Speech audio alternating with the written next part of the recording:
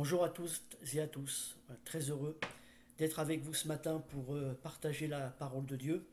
Alors c'est vrai que nous sommes dans un temps de distanciation humaine, mais non pas spirituelle. Et je bénis Dieu ce matin de pouvoir vous apporter la parole de Dieu.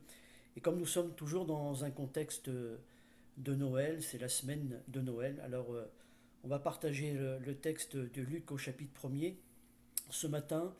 Et lorsque l'ange est venu à annoncer à Marie qu'elle allait être enceinte par l'action de l'Esprit et qu'elle allait mettre au monde le Fils de Dieu qui allait, donc Jésus, qui allait sauver son peuple de ses péchés. Le thème de cette méditation de ce matin, c'est Noël quand l'impossible devient possible. Noël quand l'impossible devient possible. Alors on lit dans Luc au chapitre 1er et au verset 26. C'est la visite de l'ange Gabriel à Marie. 6 mois plus tard, Dieu envoya l'ange Gabriel dans une ville de Galilée appelée Nazareth, chez une jeune fille liée par fiançailles à un homme nommé Joseph, un descendant du roi David. Cette jeune fille s'appelait Marie. L'ange entra chez elle et lui dit: Réjouis-toi, toi à qui Dieu a accordé sa faveur. Le Seigneur est avec toi.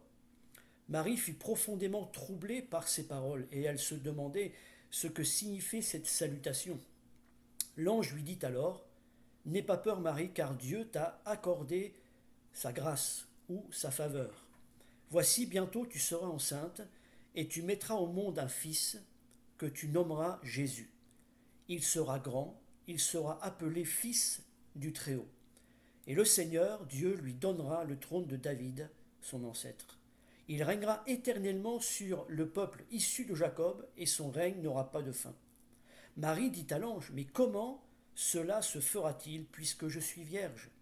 L'ange lui répondit: L'Esprit Saint descendra sur toi, et la puissance du Très-Haut te couvrira de son ombre. C'est pourquoi le saint enfant qui naîtra de toi sera appelé Fils de Dieu.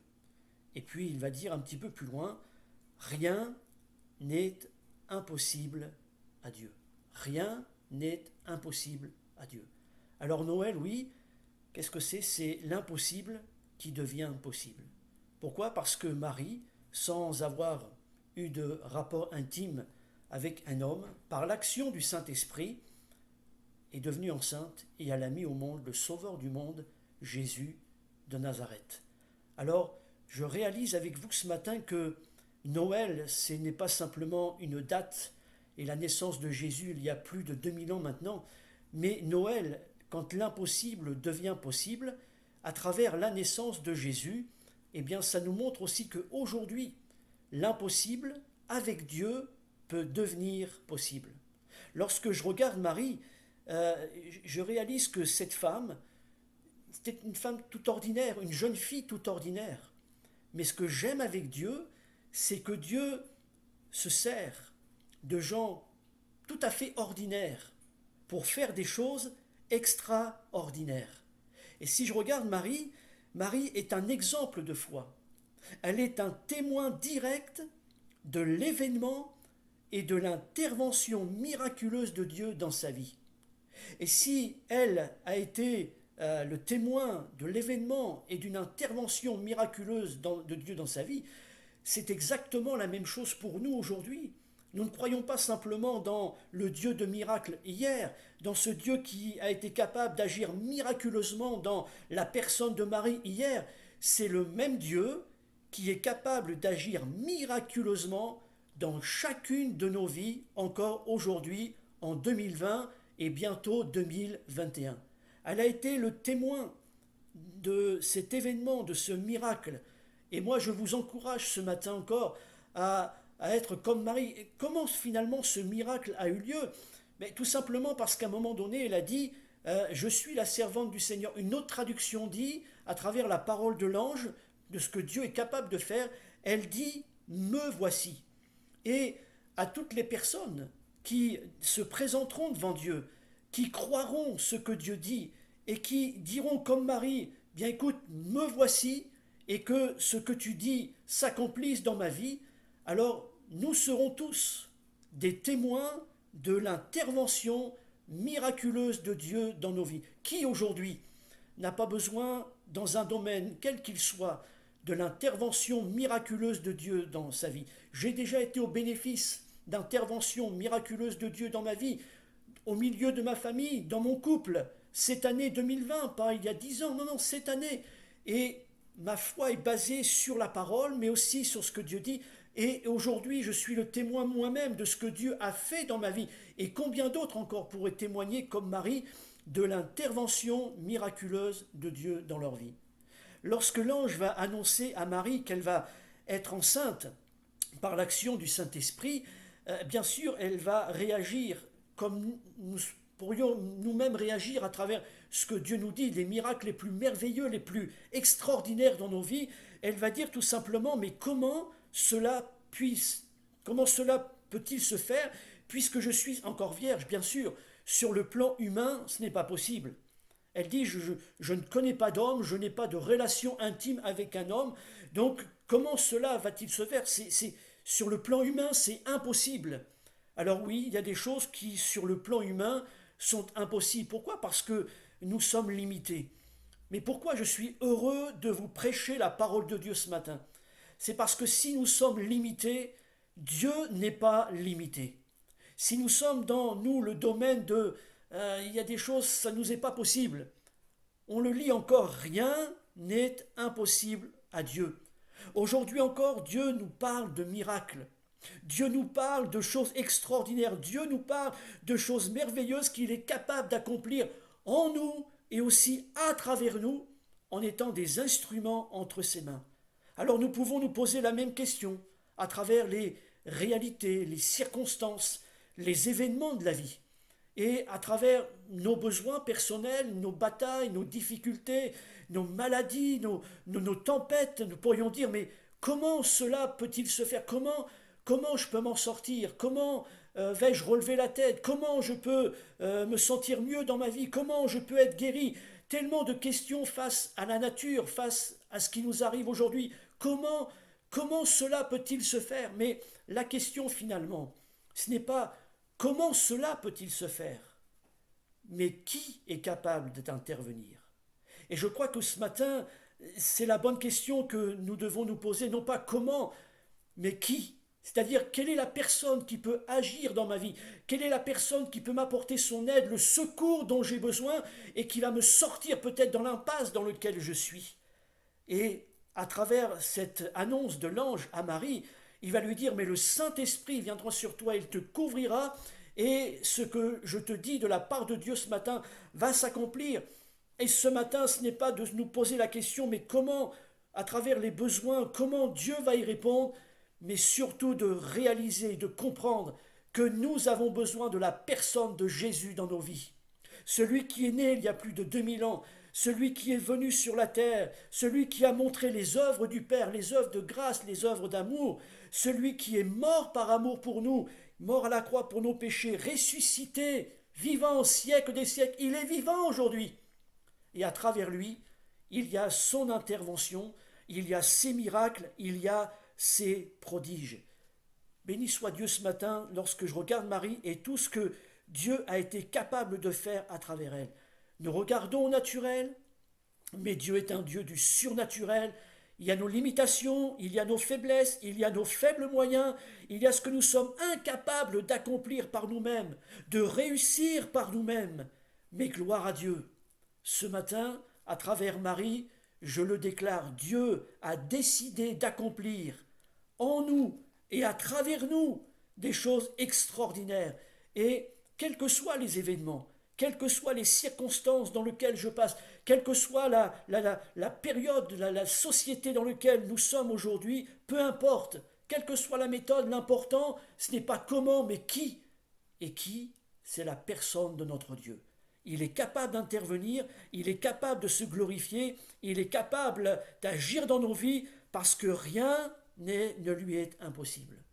Dieu a été capable de faire naître dans le corps de cette jeune fille, elle avait 15-16 ans, les historiens nous disent qu'elle avait à peu près 15-16 ans, sans l'action d'un homme dans sa vie, Dieu a été capable de faire naître Jésus, son Fils unique, qui est venu pour nous sauver. Alors, c'est extraordinaire. Dans Ésaïe au chapitre 7, il nous est donné cette parole. 700 ans avant la venue de Jésus, voici, la jeune fille sera enceinte et elle enfantera un fils. On lui donnera pour nom Emmanuel, ce qui signifie Dieu avec nous. Dieu, 700 ans plus tôt, Dieu avait dit ça. Alors, comme je vois ce texte et que je vois ce que l'ange dit à Marie, eh bien je réalise que Dieu avait un plan précis pour Marie. Il avait une volonté à accomplir, non pas simplement dans Marie, mais à travers l'humanité, et Dieu a choisi 700 ans plus tôt, Dieu a choisi Marie pour que son projet se mette en place. Alors si Dieu a été capable de choisir cette personne tout à fait ordinaire pour faire des choses extraordinaires, je déclare ce matin avec vous, selon la parole de Dieu, que c'est la même chose pour nous.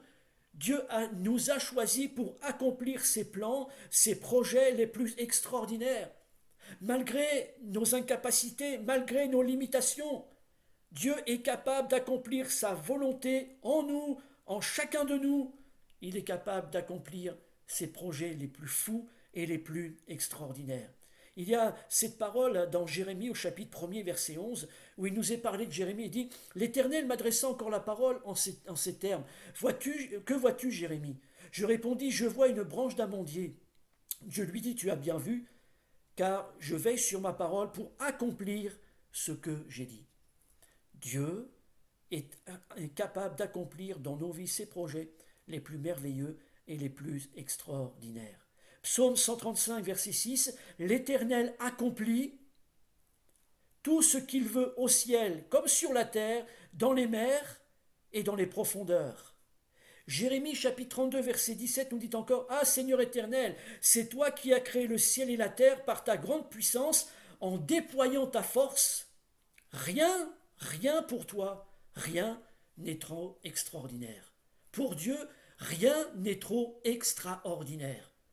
Alors je souhaite que vous et moi, nous soyons encore des instruments de l'extraordinaire de Dieu. Que Dieu se serve de nous à travers ce que l'on est, hommes, femmes, tout à fait ordinaires pour la société peut-être, mais nous ne sommes pas ordinaires pour Dieu, nous sommes précieux à ses yeux. Il nous a choisis pour accomplir ses plans les plus extraordinaires. Jésus, le Fils de Dieu, est né miraculeusement. C'est ce que Dieu voulait. C'est ce que Dieu avait prévu et c'est ce qu'il a fait au moment où il le fallait. L'histoire de Dieu a pris place au sein de l'histoire des hommes à travers la naissance de Jésus. Mais c'est exactement la même chose pour nous aujourd'hui. Il y a une histoire de Dieu dans le ciel pour nous et à travers la venue de Jésus dans nos vies, c'est l'histoire de Dieu qui prend place dans notre histoire. Les uns les autres, nous avons tous une histoire, nous avons tous un témoignage. Et s'il fallait poser la question à beaucoup de personnes, certains auraient toutes sortes de choses à nous dire, d'où ils viennent, ce qu'ils ont vécu, autant dans la souffrance, dans les complications, peut-être des enfants comme moi, je n'ai pas connu mon père, ma mère m'a abandonné, etc. Nous avons tous une histoire. Mais pourquoi je suis aujourd'hui devant vous? C'est parce que dans le ciel, il y avait une histoire pour Éric Lefebvre. Dieu me connaissait. Dieu savait qui j'étais, Dieu savait dans quel contexte je vivais. Et même si mon contexte était difficile et compliqué, l'histoire de Dieu a pris place dans mon histoire. Une histoire compliquée, une histoire difficile, une histoire de souffrance. Et aujourd'hui, je vous apporte la parole de Dieu parce que je suis un homme de Dieu, je suis un chrétien né de nouveau à travers Jésus, mon sauveur, et Dieu a fait de moi un berger, un pasteur, un évangéliste. Ça, c'est son histoire qui a pris place dans mon histoire.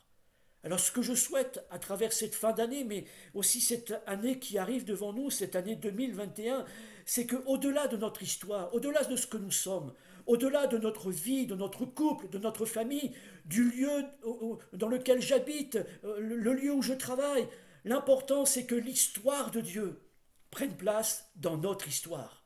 Et l'histoire de Dieu, elle est miraculeuse. L'histoire de Dieu, elle est extraordinaire. L'histoire de Dieu, elle est fantastique. Comme Dieu a agi en Marie, Dieu agit en nous avec puissance. Ce qu'a fait Marie, c'est de dire « Seigneur, je suis ta servante » ou « Me voici ». Éphésiens 3,20 nous dit « Dieu agit en nous avec puissance ». Et quand nous lui demandons quelque chose, il peut faire beaucoup plus, oui, sa puissance dépasse tout ce que l'on peut imaginer, à lui soit la gloire dans l'Église et en Jésus-Christ pour toutes les générations. Alors ne nous demandons pas ce matin si Dieu est capable, comment il va faire, mais plutôt soyons et croyons que Dieu est capable d'intervenir. Croyons que Dieu est capable de changer la physionomie de notre vie, qu'il est capable d'impliquer dans nos vies son histoire, même si mon histoire, elle est difficile ou elle est compliquée. Lorsque je regarde cet homme de l'évangile de Marc au chapitre 9 et au verset 23, un homme qui croyait en Jésus, un homme qui, à travers les besoins de son fils était malade, il les a amenés aux disciples pour que les disciples prient pour lui. Et la Bible nous dit que les disciples n'ont pas pu guérir le fils de cet homme. Alors, cet homme est venu voir Jésus et lui a dit, voilà, mon fils est malade, les disciples, je les ai amenés à tes disciples, ils ont prié pour lui, mais rien ne s'est passé. Et Jésus, il veut dire, Jésus, est-ce que tu peux faire quelque chose? Et Jésus lui dit, mais si je peux quelque chose, mais lui dit, mais tout est possible à celui qui croit. Alors cet homme-là va dire, oui, je crois, mais viens au secours de la faiblesse de ma foi. Et je crois que nous en sommes tous là. Il y a une démarche de foi en nous, il y a des choses que l'on croit, mais à travers les événements de ma vie, parfois notre foi est faible, notre foi prend des coups, et nous avons besoin d'être relevés, nous avons besoin d'être renouvelés dans notre foi. Et cet homme-là va dire, mais écoute, je crois, mais d'un côté, j'ai une faiblesse dans ma foi. Alors Jésus va lui dire, mais tout est possible à celui qui croit, et cet homme-là va être baigné, son enfant va être guéri. Alors, je voudrais vous dire ce matin, soyons comme Abraham qui croyait que la promesse surnaturelle de Dieu pouvait s'accomplir malgré une réalité impossible et insurmontable. Il dit dans Romains chapitre 4, au contraire, loin de mettre en doute la promesse et de refuser de croire, Abraham trouva sa force dans la foi. Trouvons notre force dans la foi ce matin en reconnaissant la grandeur de Dieu et il était absolument persuadé que Dieu est capable d'accomplir ce qu'il a promis. C'est pourquoi Dieu l'a déclaré juste en portant la foi à son crédit. La question ce matin, c'est, qu'est-ce qu'elle va dire Marie? Elle va dire, mais comment cela peut-il se faire? Donc ce n'est pas une question de comment cela peut-il se faire, mais qui va être capable d'agir? Qui va être capable de changer le mal en bien? Qui va être capable d'intervenir et de changer ce qui a besoin d'être changé dans la vie? Alors à travers les éléments de cette parole et de ce contexte, j'aimerais vous dire ce matin, mais comment vivre le miraculeux du bénéfice de la grâce? Comment cela peut-il se faire? Ou plutôt, comment Dieu va s'y prendre et comment cette grâce, comment ce miraculeux du bénéfice de sa grâce peut s'installer dans ma vie? L'ange va lui dire, réjouis-toi, toi à qui Dieu a accordé sa faveur. Ou il lui dit, toi à qui Dieu a fait grâce, le Seigneur est avec toi. N'oublions pas ce matin, quel que soit ce que nous vivons, il n'y a pas que Marie qui a trouvé grâce aux yeux de Dieu. Nous sommes tous au bénéfice de la grâce de Dieu. Il est la source du salut. L'épître aux Éphésiens nous le dit, c'est par grâce que vous êtes sauvés, par le moyen de la foi. Cela ne vient pas de vous, c'est un don de Dieu, ce n'est pas le fruit d'œuvre que vous auriez accompli. Personne n'a donc raison de se vanter. Ce que nous sommes, nous le devons à Dieu, car par notre union avec le Christ Jésus, Dieu nous a créés pour une vie riche d'œuvres bonnes qu'il a préparées d'avance afin que nous les pratiquions. Comment vivre le miraculeux? C'est la base. Et il lui dit, mais le Seigneur est avec toi. Ça, c'est la grâce. Dieu ne veut pas être avec nous à travers nos mérites, ce que l'on sait faire, pas faire, nos capacités humaines, financières. Non, Dieu veut être avec nous simplement parce qu'il nous aime, parce que nous sommes précieux, parce qu'il est le Dieu de la grâce, il est le Dieu de la faveur, du don. Littéralement, à travers le mot grâce, c'est le mot charis qui veut dire cadeau. L'amour de Dieu, c'est un cadeau, il ne se mérite pas. Dieu nous le donne, on n'a pas besoin de mériter l'amour de Dieu. C'est une grâce.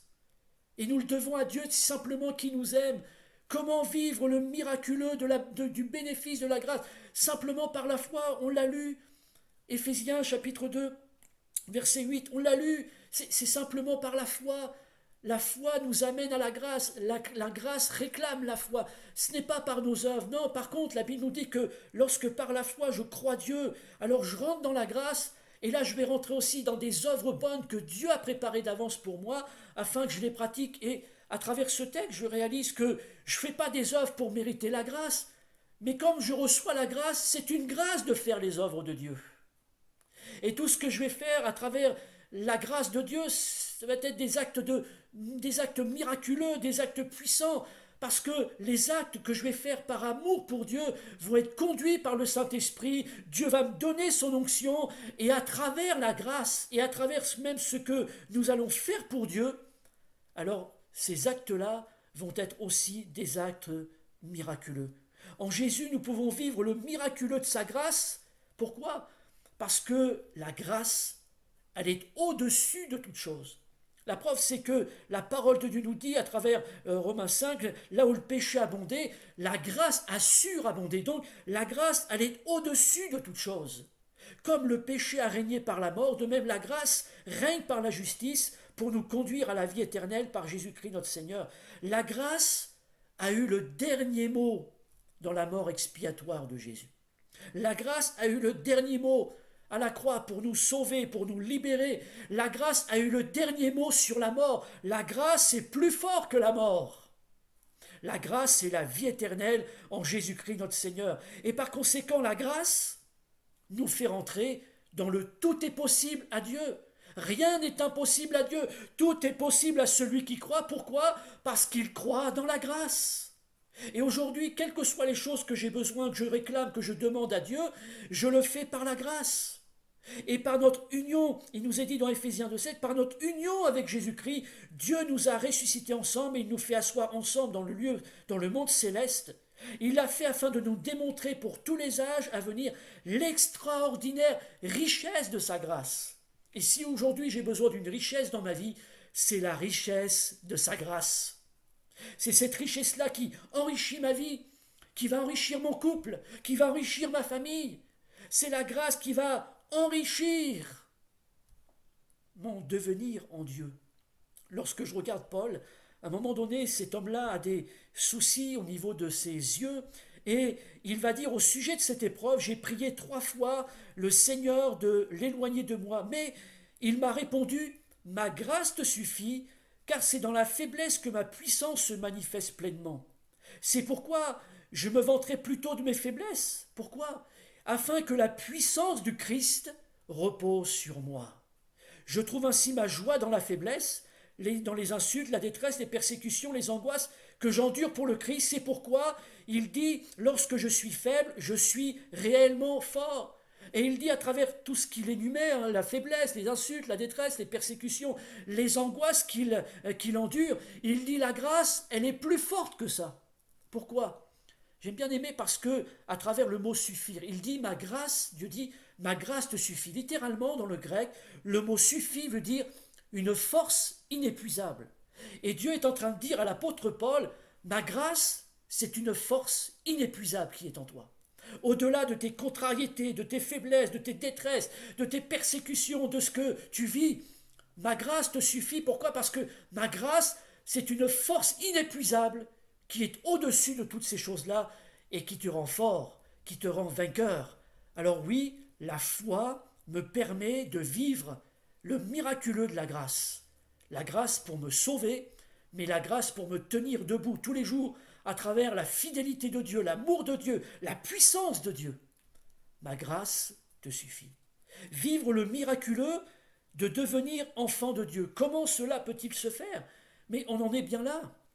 Parce qu'à travers sa parole, Dieu ne nous appelle pas à simplement vivre une religion. Dieu ne nous demande pas simplement d'être des adhérents dans une église. Dieu nous appelle à une relation avec lui. Et Dieu ne nous appelle pas simplement à une relation de religieux. Simplement lire la Bible, prier parce qu'il faut prier, faire une bonne œuvre, aller à l'église une fois la semaine. Non, non. Dieu nous appelle à une communion intense, jour après jour avec lui. Et c'est pour ça que nous avons besoin de naître de nouveau. Ce texte nous parle de naissance. Marie allait être enceinte. Elle allait porter Jésus, le Fils de Dieu. Et comme Marie, par l'action du Saint-Esprit dans nos vies, nous sommes appelés tous les jours, non pas le 25 décembre seulement, à parler de Jésus et à prier ou à chanter les louanges de Dieu parce que Dieu nous a donné un sauveur en Jésus. Non, Jésus est appelé à vivre et à habiter et à demeurer en nous. Comment cela peut-il se faire? Oui, c'est miraculeux, c'est spirituel. Et dans cette démarche, dans cette relation, notre Dieu désire être un père. Et il désire que je sois son enfant. Il désire que tu sois son fils. Il désire que tu sois sa fille. Il veut dans cette relation une relation de père à enfant. Mais pour qu'il y ait une relation de père à enfant, il est obligatoire de passer par la nouvelle naissance, naître de nouveau.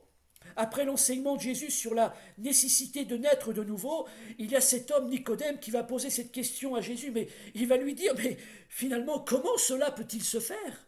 Comment un homme qui est né peut-il rentrer dans le ventre de sa mère et renaître de nouveau? Et Jésus lui dit, non, non, mais c'est pas ça. C'est une question d'esprit, d'eau et d'esprit. C'est une question de la parole et du Saint-Esprit. C'est une question de révélation. Et j'ai besoin, sur le plan spirituel, de naître en haut. Et il va dire, Jésus reprit la parole et dit, à moins de naître d'eau, c'est-à-dire d'esprit, personne ne peut entrer dans le royaume de Dieu. Il faut naître de nouveau. Il dit, ce qui est né d'une naissance naturelle, c'est la vie humaine, mais ce qui naît de l'esprit est animé de l'esprit. Ne sois donc pas surpris si je te dis, il faut naître d'en haut. Après la naissance de Jésus, Dieu est devenu homme, afin que tous les hommes, nous devenions enfants de Dieu. Quelle grâce! Noël, c'est ce miraculeux. Jésus, le Fils de Dieu, Dieu lui-même, est venu sur la terre en tant qu'homme pour que nous, les hommes, nous puissions devenir enfants de Dieu. Et la Bible nous dit que nous sommes enfants de Dieu et Jésus nous a donné le pouvoir de devenir enfants de Dieu. C'est une naissance surnaturelle. C'est une naissance qui vient de l'esprit. Et j'ai besoin d'avoir plus que jamais cette relation de père à fils. C'est une naissance comme celle de Jésus qui vient d'en haut, qui vient de l'Esprit de Dieu pour nous faire vivre les choses d'en haut. Ainsi, celui qui est uni au Christ est avec lui une nouvelle créature. Ce qui est ancien a disparu, mais ce qui est nouveau est déjà là. Tout cela est l'œuvre de Dieu. C'est un miracle. Il nous a réconciliés avec lui par le Christ et il nous a confié le ministère de la réconciliation. Alors pour vivre la vie surnaturelle, pour vivre la vie miraculeuse du royaume de Dieu, impossible de la vivre sans une vie de foi, en tant qu'enfant de Dieu, dépendant de l'amour du Père. Et pour cela, nous devons mourir à notre vie rationnelle, basée sur les limitations humaines, sur ce qui est indépendant de Dieu, de sa puissance. Être enfant de Dieu, c'est de dépendre de l'amour de notre Père. C'est de dépendre de sa bonté, de dépendre de sa grâce. C'est de dépendre de sa fidélité.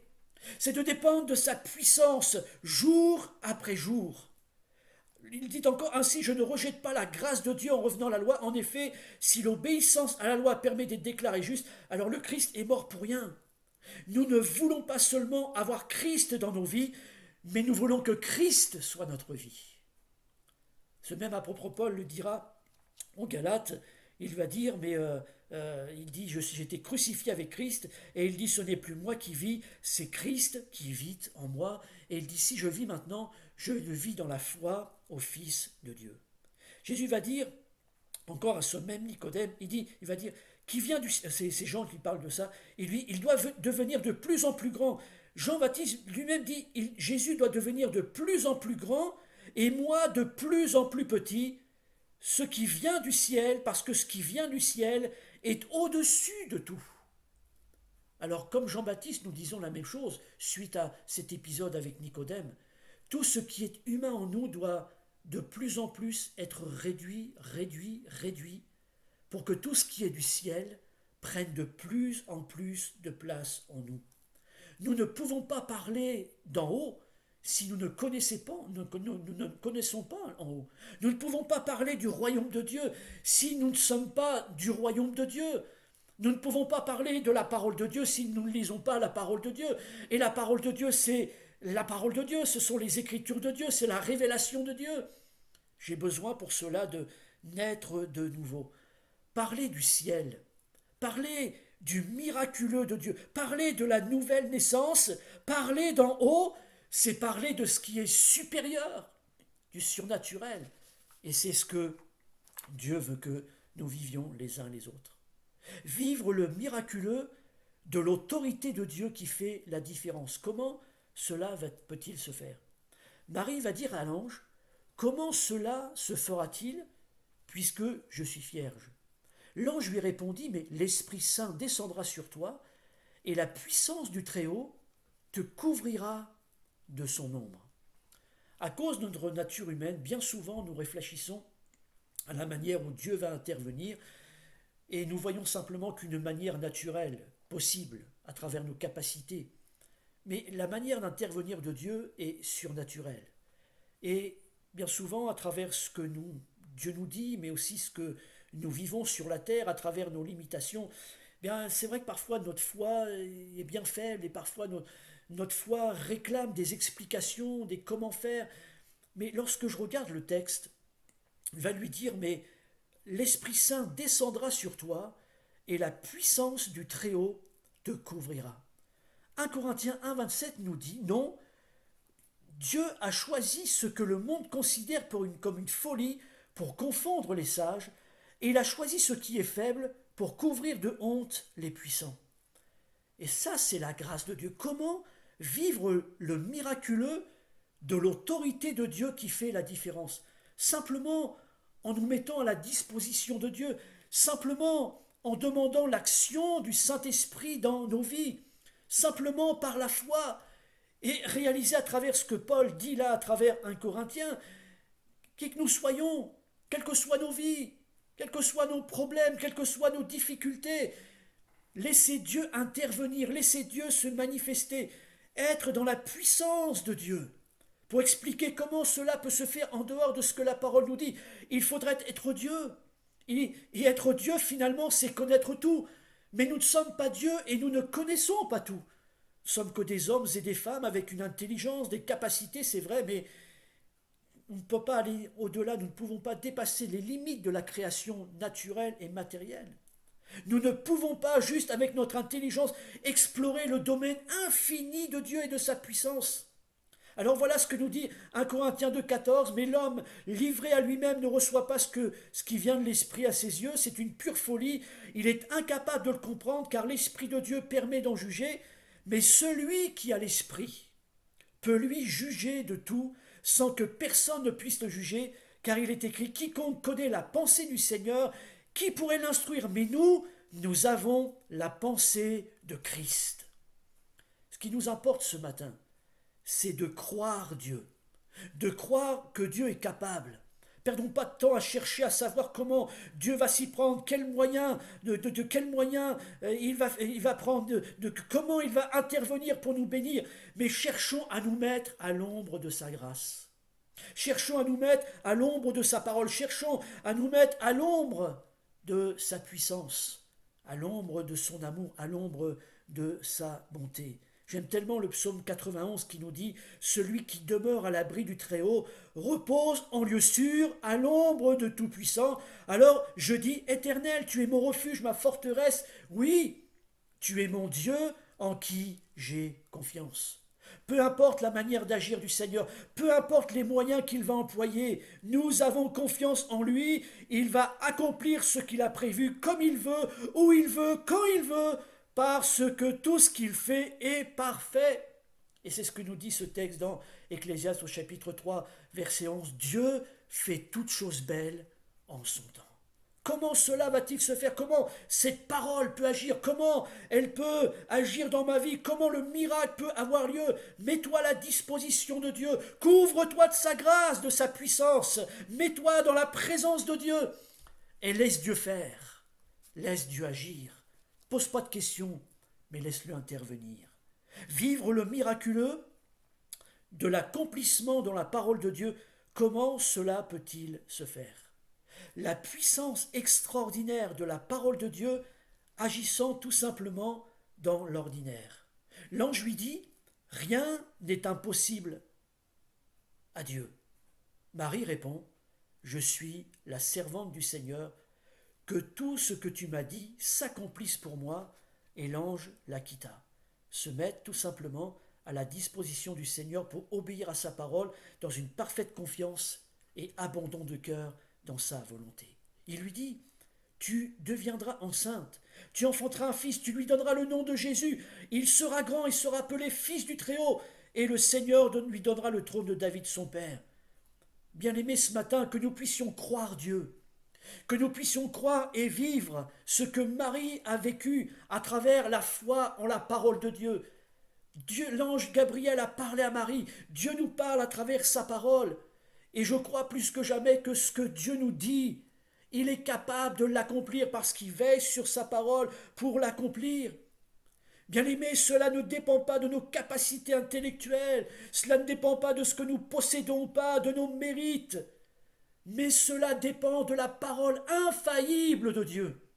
La parole de Dieu, elle est infaillible. Même face à l'impossible, rien n'est impossible à Dieu. Parce que ce qu'il dit, il l'accomplit. Je terminerai en vous disant ceci ce matin. Noël, c'est aujourd'hui encore le miraculeux qui prend place à travers la foi en Jésus. L'ange lui dit: tu es heureuse en effet parce que tu as fait confiance au Seigneur, et ce qu'il t'a dit s'accomplira parce que tu as cru. Malgré les temps compliqués que nous pouvons vivre en ce moment, qui amènent de la tristesse, de la crainte, de l'angoisse quant à l'avenir, je veux vous déclarer ceci avec vous ce matin. Nous sommes heureux, nous qui croyons en Jésus, nous qui avons fait de lui le Seigneur de nos vies, parce que sa parole aura son accomplissement envers et contre tout, car Dieu veille sur sa parole pour l'exécuter. Ce texte 112 nous dit: la mémoire du juste dure toujours, il ne craint pas les mauvaises nouvelles. Nous en avons eu des mauvaises nouvelles en cette année 2020. Peut-être que nous en aurons encore en 2021. Mais la Bible nous dit que la mémoire du juste dure toujours. Il ne craint pas les mauvaises nouvelles. Son cœur est ferme, confiant en l'Éternel. Son cœur est affermi, il n'a point de crainte, jusqu'à ce qu'il mette son plaisir à regarder ses adversaires. Je termine en vous disant, il y a quelque chose, vous savez, ça paraît anodin dans la Bible, mais ce n'est pas anodin. On va se quitter là dans quelques minutes. On va se quitter à travers ce temps de partage devant la parole de Dieu, la prière, et puis nous allons retourner à nos occupations. Dans le texte là de ce matin, une fois que l'ange va avoir dit à Marie tout ce qui va se passer, il y a ce petit mot tout simple où il est dit: Marie dit, je suis la servante du Seigneur, qu'il me soit fait selon ta parole. Et la Bible nous dit que l'ange la quitta. L'ange la quitta. Et je crois que nous vivons cela parfois. Il y a ce que Dieu nous dit, il y a sa parole, il y a les témoignages, Dieu nous encourage, et puis il y a ce temps entre la bénédiction, il y a ce temps entre la réponse de Dieu, la bénédiction de Dieu, et ce que Dieu nous a dit. Et parfois on peut penser que Dieu nous a quittés à travers le temps, et nous on est pressés. Et entre ce que Dieu nous a dit et la réalisation de ce que nous a dit, on a l'impression que Dieu nous a quittés, que Dieu nous a oubliés. Non, non, Dieu ne nous oublie pas. Et Dieu ne nous oubliera jamais. L'ange la quitta. Mais Marie va faire quelque chose qui va permettre que même si l'ange l'a quittée, elle va faire une chose qui va permettre d'alimenter sa foi et de voir le miracle s'accomplir. Alors ce matin, si vous pensez que Dieu vous a quitté, que Dieu vous a abandonné, que Dieu vous a oublié, mis de côté, faites taire ce mensonge du diable, c'est faux. Mais faisons en sorte de nourrir la parole, faisons en sorte de nourrir les promesses de Dieu en nous. Et la Bible nous dit qu'elle va dire tout simplement, à travers ce que Dieu lui dit, elle dit: tous ceux qui les entendirent furent dans l'étonnement de ce que leur disaient les bergers, Luc chapitre 2, verset 18. Mais Marie, écoutez-moi, Marie gardait et repassait dans son cœur toutes ces choses qu'elle entendait. Faisons de l'exercice spirituel. Faisons du repassage. Je ne sais pas si vous repassez chez vous, qui repasse les pantalons, qui repasse les chemises. Mais c'est un bon exercice spirituel de repasser la parole de Dieu sur nous. Repassons la parole de Dieu. Repassons sur les plis de nos craintes. Vous savez, comme un vêtement qui est froissé parce qu'il est passé à la machine, ou même au sèche-linge, il ressort et puis il y a des plis. Alors on prend la chemise, on prend le pantalon et puis on va avec le fer à repasser, on va appuyer et puis on va faire disparaître les plis. Et à travers ce que l'on vit, il y a les promesses de Dieu, il y a sa parole, il y a les miracles. C'est bien beau ce que tu nous as dit, pasteur, mais voilà, il y a les plis. Il y a mes craintes, il y a mes angoisses, il y a ce que je vis, il y a mes problèmes aujourd'hui. Alors je voudrais vous dire ce matin, mais faisons un bon exercice spirituel. Prenons le fer de la parole de Dieu et repassons sur les plis de nos angoisses, replaçons sur les plis de nos problèmes, de nos difficultés.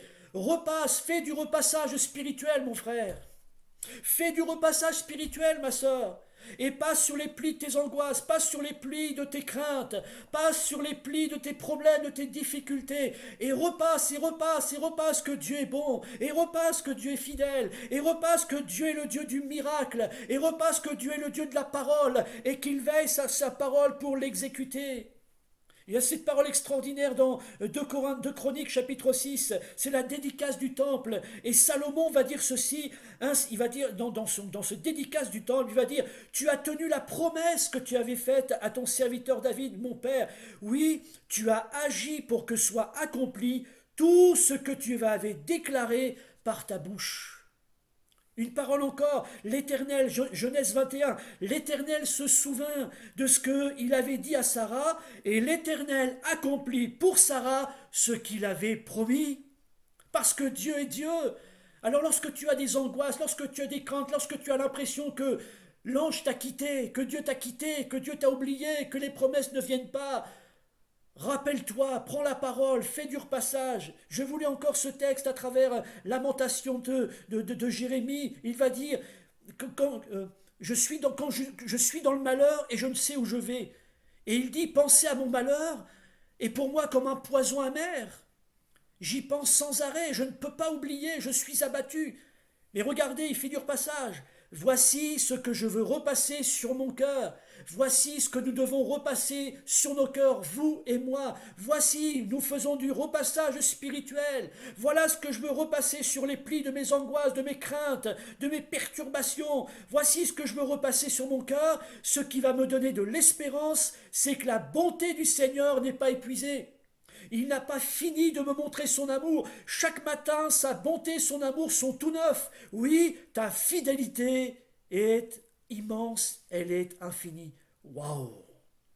Ça, c'est la parole de Dieu. Dernière parole, Luc chapitre 2, verset 46.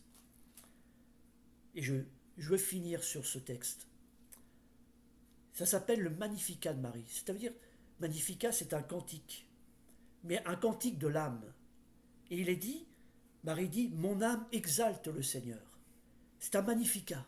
C'est le témoignage de son âme, de ce que Dieu a fait en elle. Elle dit, mon âme exalte le Seigneur. Mon esprit se réjouit en Dieu mon Sauveur, parce qu'il a jeté les yeux sur la bassesse de sa servante. Car voici, désormais toutes les générations me diront bienheureuse, parce que le Tout-Puissant a fait pour moi de grandes choses. Quel magnificat, quel chant de témoignage de l'intervention de Dieu dans sa vie. Je veux vous dire ce matin que nous avons tous des magnificats personnels. Ce matin, mon âme pourrait louer Dieu à travers toutes ces interventions miraculeuses dans ma vie, dans ma famille, dans mon couple, au niveau de mes enfants, ma femme, au niveau du ministère. J'ai vu des choses extraordinaires, des magnificats de Dieu prendre place à travers la vie des gens en réponse à la prière. Mais ne regardons pas simplement le Magnificat de Marie en disant « Waouh, c'est formidable, quel chant, quel cantique de témoignage de la puissance de Dieu !»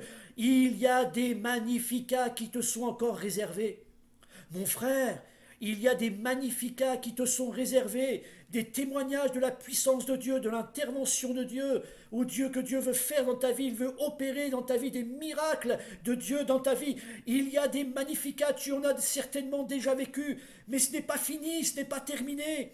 Il y a encore des magnificats à chanter dans ta vie. Il y a des magnificats à chanter pour ta famille. Il y a des magnificats à chanter pour ton couple. Église de Sainte-Terre, il y a des magnificats à chanter pour l'église de Sainte-Terre, des interventions de Dieu pour l'église, des interventions au milieu de la ville. Il y a des magnificats à chanter qui nous attendent. L'année va bientôt se finir. Peut-être qu'il y a des magnificats qui n'ont pas encore été chantés parce que Dieu les a préparés. Peut-être qu'à travers tes faiblesses, tes difficultés, peut-être la faiblesse de ta foi, tu ne les as pas vécues, mais il n'est pas trop tard. Il n'est pas trop tard pour que tu les vives. Il n'est pas trop tard, peut-être même avant la fin de l'année. Et ne dis pas on verra ça l'année prochaine. Peut-être que Dieu, même avant la fin de l'année, aujourd'hui, peut-être là maintenant, à travers la parole, Dieu veut intervenir dans ta vie. Il veut te délivrer, il veut te guérir. Toi qui as besoin d'être sauvé, il peut sauver ton âme. Si tu te repens de tes péchés, il peut sauver ton âme. Dans ton couple, il peut agir là. Il peut y avoir peut-être que tu as besoin d'un magnificat dans ton couple. Dieu peut intervenir et tu vas pouvoir chanter le magnificat et dire Dieu a agi comme Marie. Dieu a fait pour nous de grandes choses dans notre couple. Dieu a fait de grandes choses dans ma vie. Peut-être as-tu besoin d'une guérison physique. Peut-être as-tu besoin d'une guérison spirituelle. Il y a des magnificats qui nous attendent. Ce n'est pas simplement que Marie qui chante un magnificat, je peux en chanter aujourd'hui, ce matin, mais moi je crois que tant que les uns les autres nous aurons foi en Dieu, pour jusqu'à la fin 2020, il y a des magnificats qui nous attendent, pour 2021, il y a des magnificats qui nous attendent, et nous ne voulons pas simplement qu'ils nous attendent, nous voulons les vivre, nous voulons par la foi croire aux interventions de Dieu, et par la foi faire comme Marie, chanter, et dire Dieu a fait pour moi, Dieu a fait pour nous de grandes choses. Et si nous terminions l'année les uns les autres par des témoignages, voilà ce qui s'est passé, voilà comment Dieu est intervenu. Je me demandais comment cela allait-il se faire. J'ai compris que ce n'est pas comment, mais qui. Et qui? C'est la personne de notre Dieu. C'est notre bien-aimé Jésus, qui est né il y a plus de 2000 ans, qui est mort à la croix pour nous sauver, qui nous a donné la vie éternelle. Alors oui, Noël, quand l'impossible devient possible. C'était impossible sur le plan humain, mais Dieu l'a fait. Quels que soient tes besoins, quelles que soient tes prières, quelles que soient tes souffrances, Noël, c'est l'impossible qui devient possible à travers la naissance de Jésus et donc l'intervention de Jésus dans nos vies. Bien-aimés, prions et puis demandons à Dieu de vivre encore ces magnificats. Seigneur, je te bénis ce matin et nous te rendons grâce pour ce temps de partage, pour la parole de Dieu qui est annoncée, la parole de Dieu qui est proclamée. Quel bonheur pour moi ce matin d'apporter la parole vivante de Dieu, comme l'ange Gabriel a parlé à Marie et il lui a communiqué la pensée, la promesse de Dieu, et cette parole-là, elle s'est accomplie. Alors je dis ce matin, oui, gloire à Dieu Noël, c'est l'impossible qui devient possible, et à travers nos impossibilités, il y a le miracle, il y a l'intervention de Dieu, Dieu qui change le mal en bien. Seigneur, nous nous mettons à ta disposition, et comme Marie, nous disons ce matin, Seigneur, nous voici. Seigneur, nous sommes tes servantes, nous sommes tes serviteurs. Seigneur, je crois que tu as aussi pour nous encore des magnificats, c'est-à-dire des chants que nous allons chanter à travers ton intervention dans nos vies, dans nos familles, dans nos couples, dans l'Église, à travers notre vision de l'évangélisation, à travers les besoins des uns et des autres. Il y a des magnificats que nous allons chanter, et comme Marie, nous allons dire « Mon âme exalte le Seigneur, parce qu'il a fait pour nous de grandes choses. » Merci, parce que tu t'intéresses à nous, parce que tu prends soin de nous, parce que tu nous parles ce matin, parce que tu veux agir dans nos vies. Que ton nom soit béni. Bien-aimés, je vous souhaite encore de bonnes fêtes, fin d'année, que Dieu vous accorde sa grâce, et à très bientôt, à travers la paix et à travers la grâce qui est en Jésus-Christ. Soyez bénis.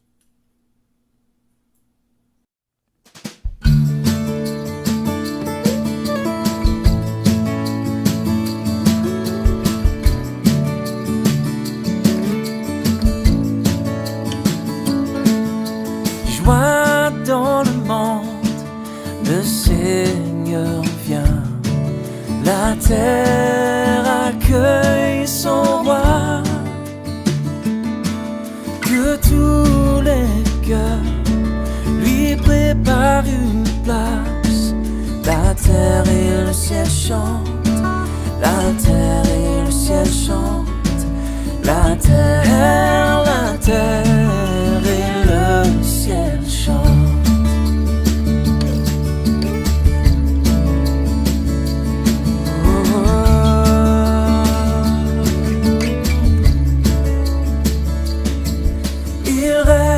sur le monde avec vérité et fait connaître au peuple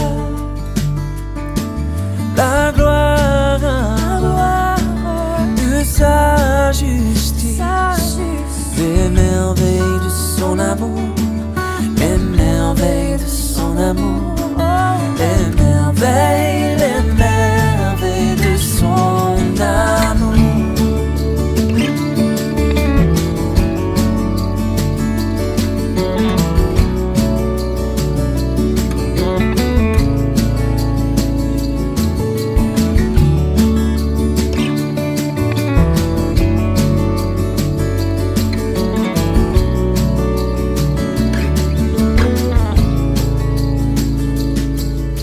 Joie dans le monde, le Seigneur vient.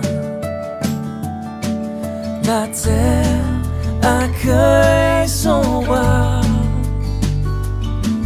Que tous les cœurs lui préparent une place.